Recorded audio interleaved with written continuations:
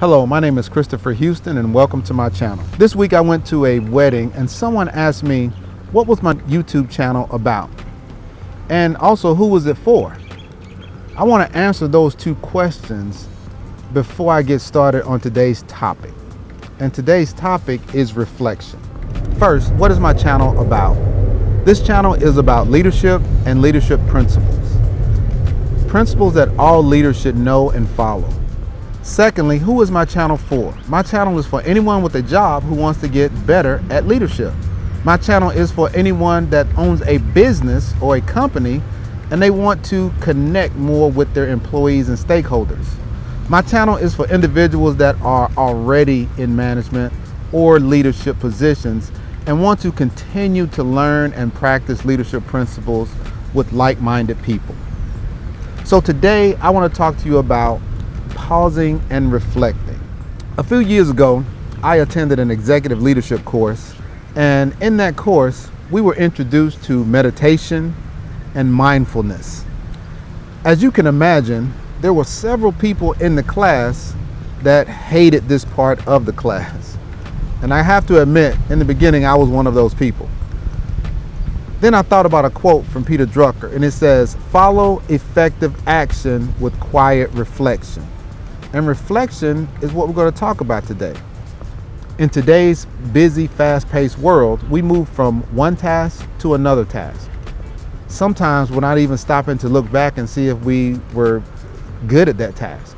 We move from one job to another, sometimes just to get a little bit more on our paycheck.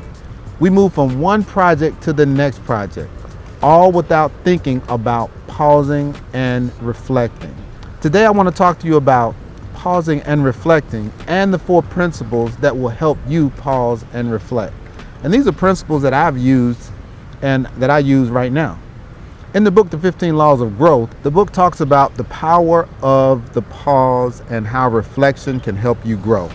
And growth is it's the track that I'm on, and I believe it's a track that everyone should try to get on. So today, let's start with the first principle that will help you pause and reflect. Number 1, reflection turns experience into insight. There's a saying, experience is the best teacher, but I believe the saying should go like this: evaluated experience is the best teacher. If experience were the best teacher, then people wouldn't continue to make the exact same mistakes over and over again. Pausing makes sure that you are going down the right track. In the journey of growth and life, we are the train and the journey is the track. Pausing allows you to stop and evaluate to see if you are going the right way toward your goal.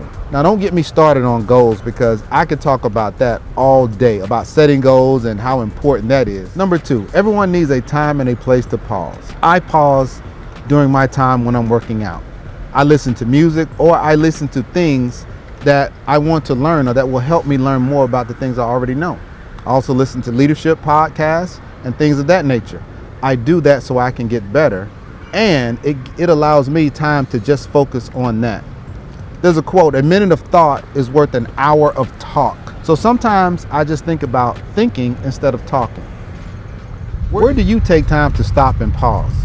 My wife and I recently bought some fold-out chairs so that we can bring those chairs out to places like this because we live in Hawaii. And of course the weather here is beautiful all the time. So why not go outside, sit around, maybe at the beach, here I'm at a marina, sit and just pause and reflect. I thought this would be a good place for me to come out today to do this video because it's quiet. And as you look around, I'm the only one out here. Perfect time to pause and reflect. Number 3, pausing with intention expands and enriches thinking. I believe everything should be done with intention. You should purposely do things. I purposely had to get up this morning so I can make this video. Learning to pause allows growth to catch up with you. When I started this job in Hawaii, when I got here, I sat down with senior leadership and I asked a question. I said, would it be okay if I had about 30 to 60 days to kind of assess the leadership, the processes we had in place, and the programs that we had in place? I said, I want to do this so that I can review everything, reflect on it, and see what programs and processes we may want to change. Lastly, when you take time to pause, use the 4 I's of pausing. And these are 4 words that all begin with I, but they're very important. First one is investigation, incubation, illumination, and illustrations. Investigation. All truths are easy to understand once they are discovered. That's Galileo. Find meaning in all of your experiences.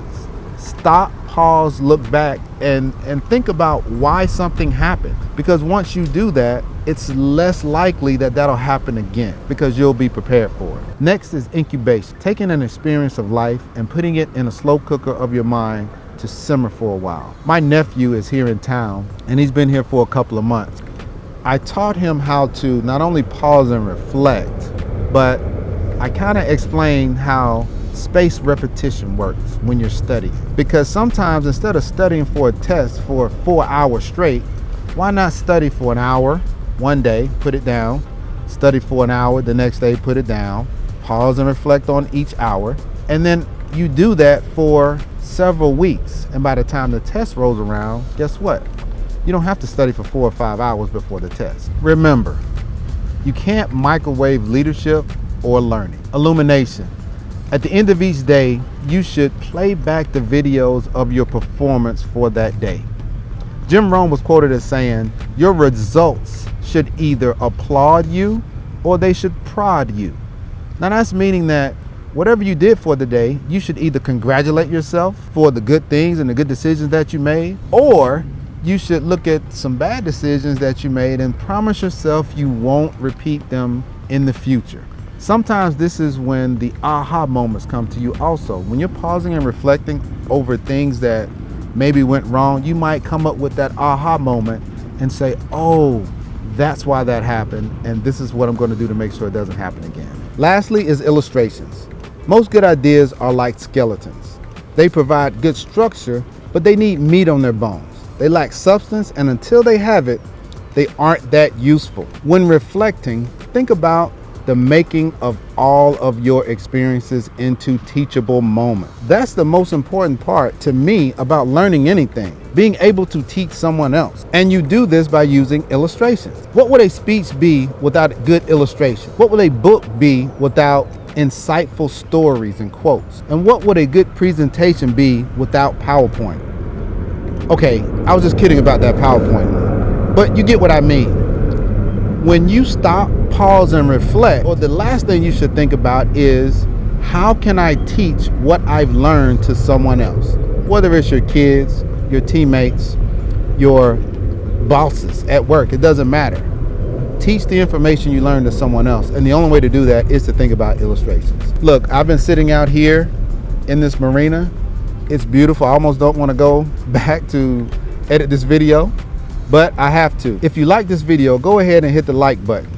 Also, if you haven't subscribed to this channel, subscribe to the channel. I'll be posting videos like this in beautiful Hawaii, different locations, at least once a week. So my name is Christopher Houston. Thank you very much. Good night and God bless.